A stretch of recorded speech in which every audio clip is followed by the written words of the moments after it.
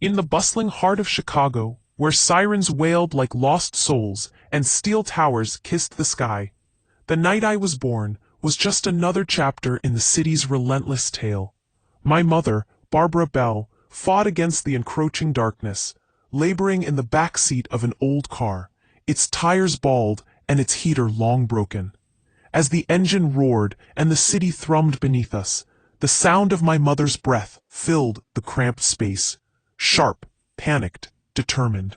The world outside raced past in a blur, indifferent to the momentous occasion happening within the car. Then came the scream, raw and powerful, echoing in the night, and just like that, I entered the world. There were no doctors, no sterile lights, just the cold vinyl seat where I took my first breath. A testament to survival in an unforgiving city. Barbara was beautiful, yet broken, her eyes reflecting the trials of a life too heavy for her shoulders. While her lips rarely curled into a smile, my father, Larry Bush, was a ghost, a name that existed only on paper, a silence that filled the void where his presence should have been. Their love was a fleeting moment, a collision of pain that left me as a remnant of their tumultuous past. Barbara tried, she really did, but the streets rang louder than her lullabies, and soon she lost custody of me, leaving me to navigate a world of unfamiliar ceilings and locked doors. The foster system became my reluctant home, recycling me through indifferent and sometimes dangerous families. Affection was rationed, trust was a currency I could not afford. I learned to read the intentions hidden in footsteps, to disappear into the shadows, becoming a ghost with a heartbeat rather than a child.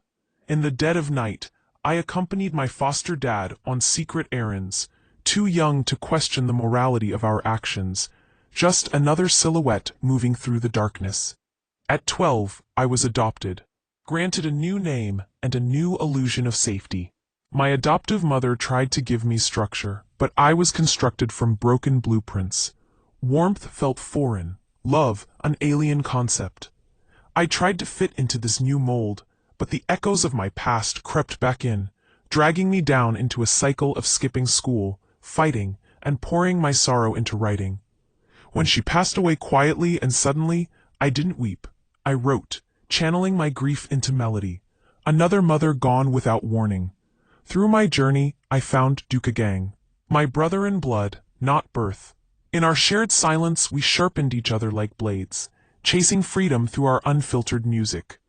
We were warriors navigating the battlefield of life, each punch thrown a testament to our survival. One night, caught in a brawl I was losing, Duca pulled me back.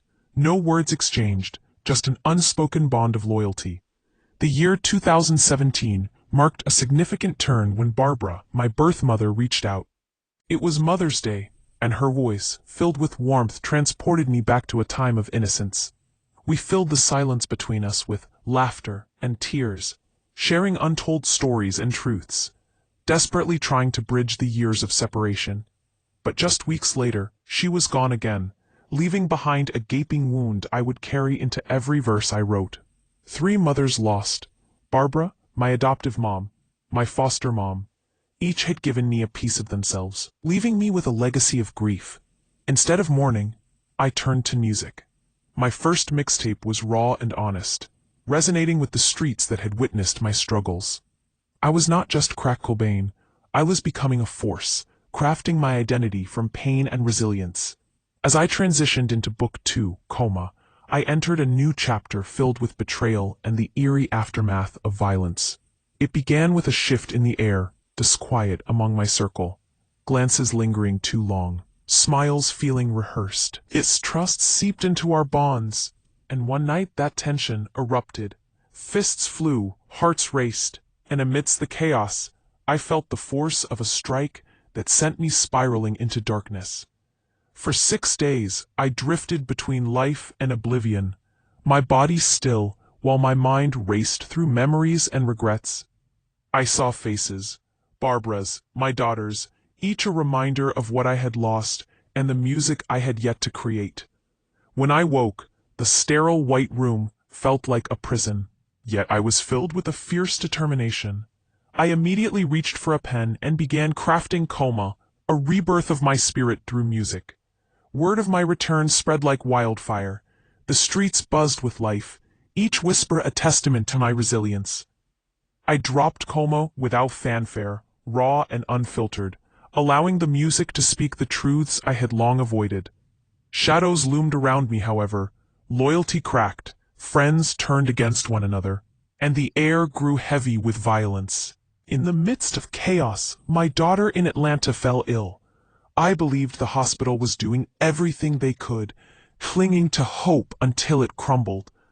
When she passed, I fell into a chasm of silence and grief. But even in that darkness, I found a flicker of light. I poured my heart into my music, each lyric a prayer, each beat a heartbeat. I didn't die in that coma. I was reborn.